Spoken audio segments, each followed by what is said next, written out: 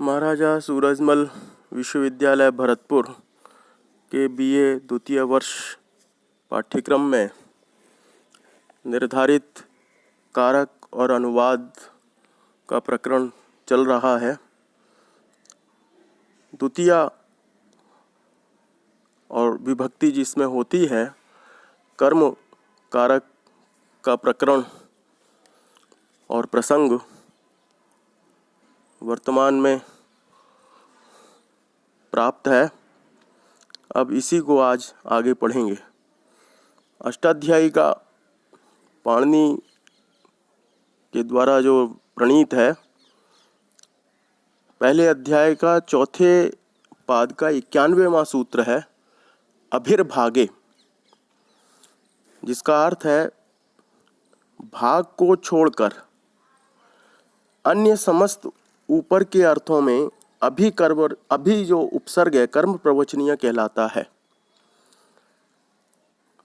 यथा हरिम अभिवर्तते, भक्तो हरिम अभि देवम देवम अभिसिंचति।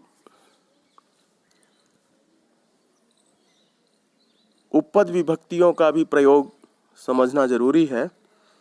कारकों से सदैव विभक्तियों का ही निर्देश नहीं होता, अपितु ये विभक्तियां वाक्य में अनु, अंतरा, विना, प्रति, सह आदि निपातों तथा नमः, स्वाहा, अलम आदि अव्ययों के योग से भी व्यवहृत होती हैं और उपपद विभक्तियां कहलाती हैं। जैसे अष्टाध्यायी का ये पाणिनि का सूत्र है अंतरा अंतरेण युक्ते। दूसरे अध्याय के तीसरे पाद का ये चौथा सूत्र है। अंतरा का अर्थ है बीच में, अंतरेण विना विषय में छोड़कर, ये तीन अर्थ हैं। शब्दों की जिससे सन्निकटता प्रतीत होती है उसमें द्वितीय विभक्ति होती है। जैसे अंतरा का प्रयोग गंगा यमुनाम चांतरा प्रयागराज अस्ति, गंगा और यमुना के बीच में प्रयागराज है। अंतरा त्वाम माम हरि, मेरे और तुम्हारे आपके बीच में हरि है, ईश्वर है। अंतरेण ज्ञानम, अंतरेण ज्ञानम विना वा नैव सुखम, ज्ञान के बिना सुख नहीं है। इसमें बिना शब्द का प्रयोग भी संभव है, अंतरेण शब्द का भी प्रयोग संभव है। रामम अंतरेण न किंचित जानामि, राम के विषय में कोई पुरुष का नाम है किसी व्यक्ति का, दूसरा कह रहा है कि मैं इस विषय में, राम के विषय में कुछ भी नहीं जानता हूँ। ये विषय के अर्थ में अंतरेण का प्रयोग है।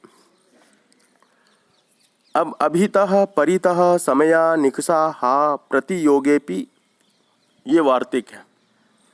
अभितः इनके योग में भी द्वितीय विभक्ति का प्रयोग होता है। अभितः चारों ओर, परितः सब ओर, समया निकषा दोनों समीप अर्थ में है, हा और प्रति की ओर, टुवर्ड्स अंग्रेजी में कहते हैं, तरफ, ओर के साथ भी द्वितीय विभक्ति होती है। जैसे अभितः परिजनः राजानम अभितः तस्थौ,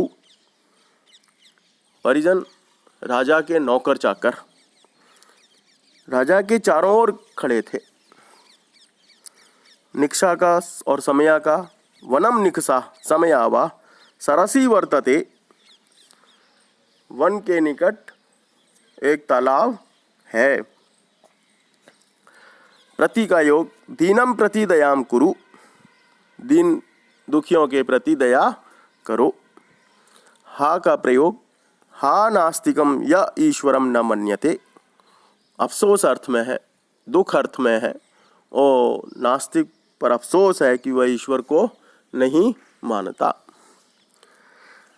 अब गत्यर्थ कर्मणि द्वितीय चतुर्थ्यौ चेष्टायाम अध्वनि, ये दूसरे अध्याय के तीसरे पाद का 12वां सूत्र है, जिसका अर्थ है गत्यर्थक धातुएं, गति चलने अर्थ में जो धातुएं हैं, गम, चल या इण का कर्म जब मार्ग नहीं रहता है तब चतुर्थी और द्वितीया होती है।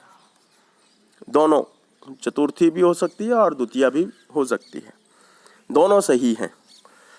गृहम गृहाय वा गच्छति, गृहम द्वितीया विभक्ति है और कोई यदि गृहाय भी प्रयोग करता है तो वह भी शुद्ध है।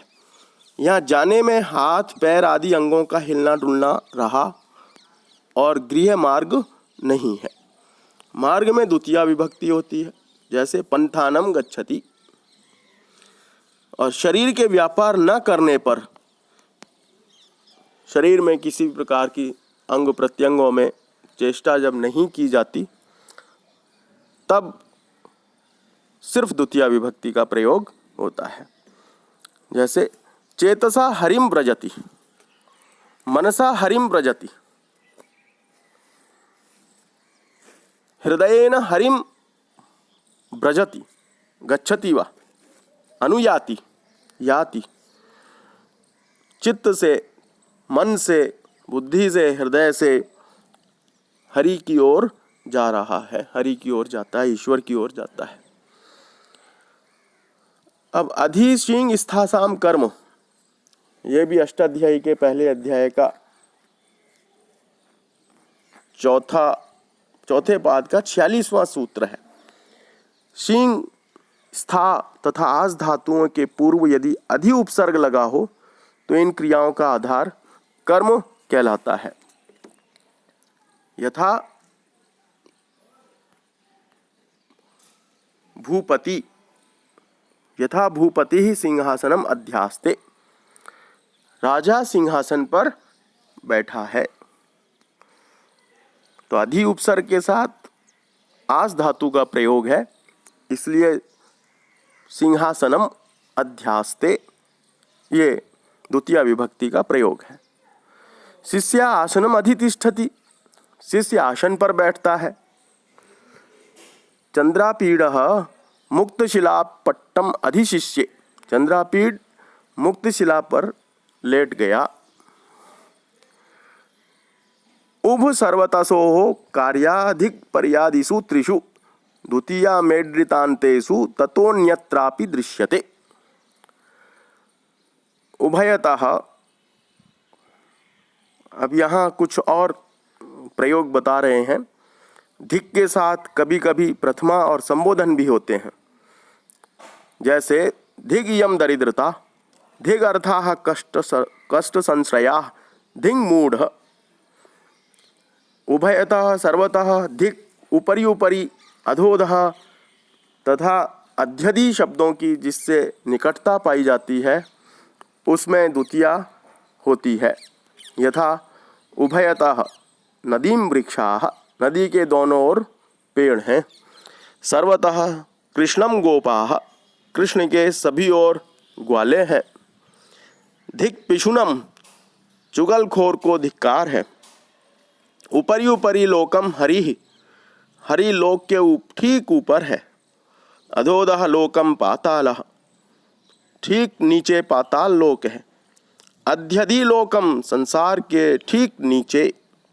न कृष्णम ऋते कोपि कंसम हंतुम समर्थः, कृष्ण के बिना कोई कंस को नहीं मार सकता। इस प्रकार ये द्वितीया विभक्ति के प्रयोग हैं, उदाहरण सहित आज पढ़े हैं और कल पढ़ेंगे।